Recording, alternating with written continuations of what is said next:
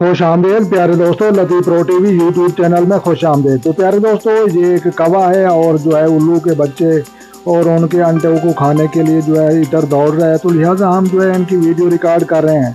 तो लिहाजा प्यारे दोस्तों, ये एक कौवा है और कौवा जो है ये उल्लू के अंडे आप देख सकते हैं। तो इन पर जो है हमला कर रहा था और इनको जो है खाने की और तोड़ने की कोशिश कर रहा था। तो लिहाजा दूसरी जानब जो है दूसरा जो है घोंसला, उसमें जो है उल्लू के बच्चे मौजूद हैं। तो उधर कभी हमला करता है और कभी इधर हमला करता है। तो लिहाजा ये उल्लू के अंडे हैं और आप देख रहे हैं एक जो है घोंसले में पड़े हैं और कौवा जो है हमला करने के लिए जो है बेताब था। तो ये आप देख सकते हैं ये दूसरा घोंसला है, इसमें जो है ये इसके जो है बच्चे निकले हुए हैं। तो लिहाजा इस वक्त जो है कौवा और उल्लू दोनों भागे हुए हैं और उसके बाद जो है ये बच्चे अकेले पड़े हैं और हम जो है गांव में मौजूद हैं। तो इनकी जो है वीडियो रिकॉर्ड करने में जो है कामयाब हो गए।